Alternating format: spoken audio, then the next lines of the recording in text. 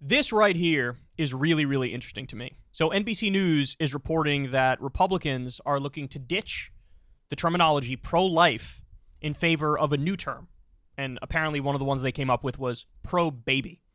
So let's see what they have to say here. NBC News reported that Republicans are looking to ditch the phrase pro-life in an effort to rebrand their opposition to abortion rights perhaps as pro-baby.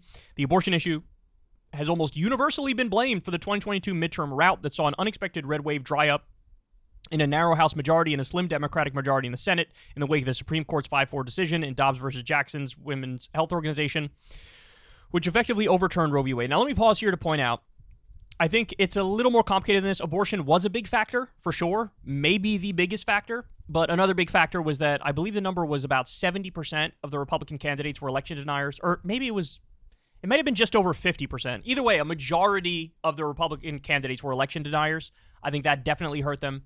And the other thing that hurt them is some of the policies that the Biden administration and Democrats have pursued have helped the Midwest in particular. And it's bringing back 800,000 jobs to that area. And that was reflected in the results, that this region was like, thank you, we appreciate it. And they voted way more for Democrats, or in a way higher clip for Democrats than people expected. Okay, so I think those three factors are probably the biggest factors. But yes, the abortion one was a big one. And you can see that also in the vote in Kansas, where it's a super red state, but they overwhelmingly voted for abortion rights. Same thing in Ohio. Ohio is voting to protect abortion rights, even though it's a red +6 or +8 state.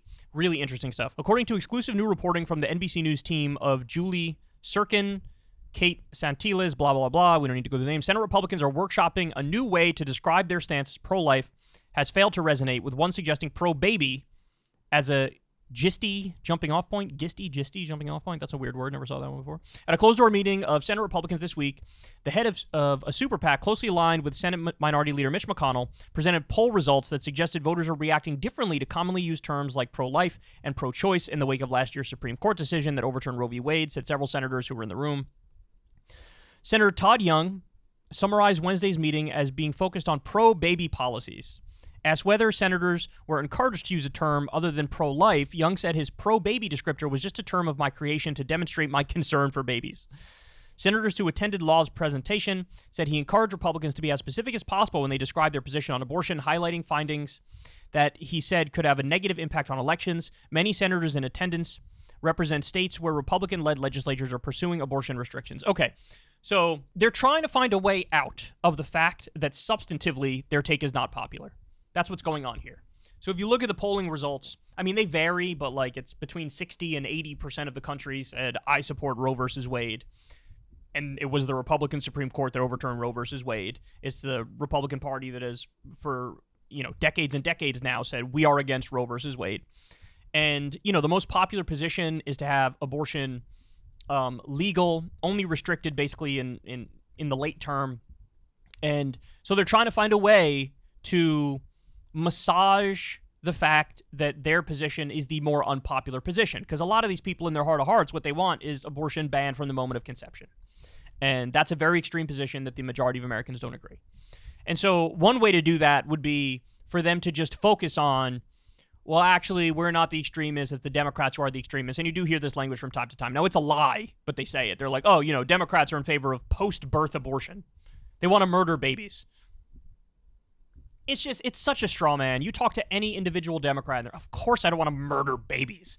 The framework I believe in is Roe versus Wade, which, by the way, is a moderate or like center-left framework, where the first trimester, it's a right. The second trimester, you could have some health regulations. And the third trimester, if states so choose, they can ban late-term abortion. And then they changed it in Casey to what's called the fetal viability standard, which is basically as soon as the fetus is viable, then, it's a slightly stricter standard than Roe versus Wade, but it's still a moderate or like center-left kind of standard.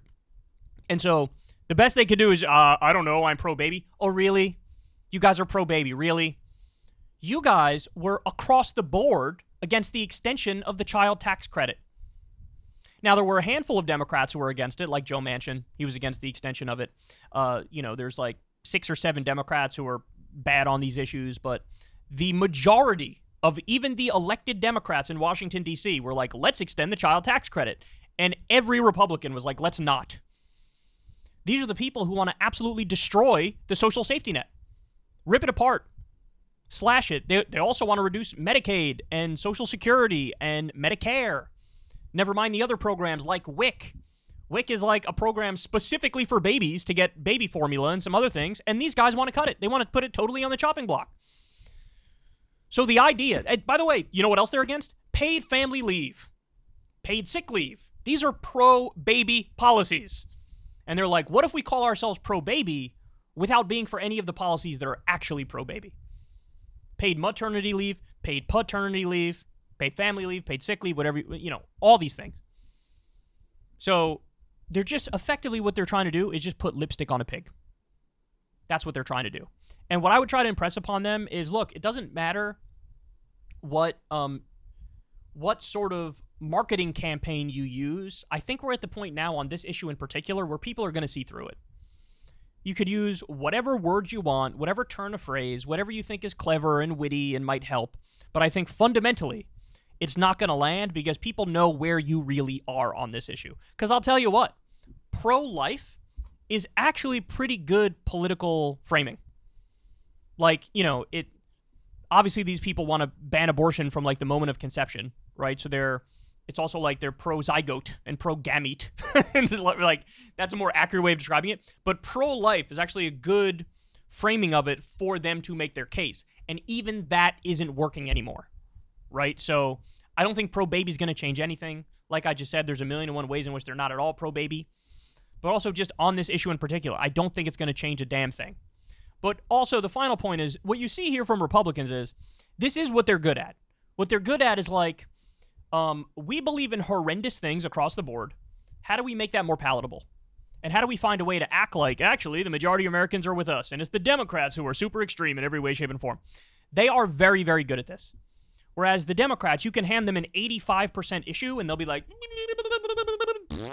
and they won't know how to make their case. They won't know how to, use repetition and use certain phrases and emphasis to get their message across. And that is sort of like a big issue for Democrats, is that there's none of this going on in the Democratic Party. In the Republican Party, they will make a decision and it will top down. Every single one of the Democratic or Republican senators and congresspeople will start hammering away on their talking points, and it will make some semblance of an impact, usually, right? I think this issue is too far gone to make a difference, but in many ways, they do end up putting lipstick on the pig. The Democrats can't sell you like a bottle of champagne, right? Hey, you like champagne, right? Like, here, have this. They don't know how to make the argument for it. So anyway, it's interesting stuff going on. At least they're realizing this stuff is unpalatable. And by the way, this is what happened. Remember that Sean Hannity clip we showed where Sean Hannity was talking to, who was it? Was it Rick Santorum? Or I think it was Mike Huckabee. And he was like, look, man, I hate to say it, but I think maybe the Republicans have gone a little too far on this issue and it's hurting us electorally. When Sean Hannity is the biggest Republican Party cheerleader I've ever seen. Huge partisan hack. And even he was like, maybe we went a little too far. That is saying something. Hey, y'all, do me a favor and like and subscribe. It helps out big time in the algorithm. Click the bell as well for notifications when videos drop. And watch that video on screen right now. You know you want to.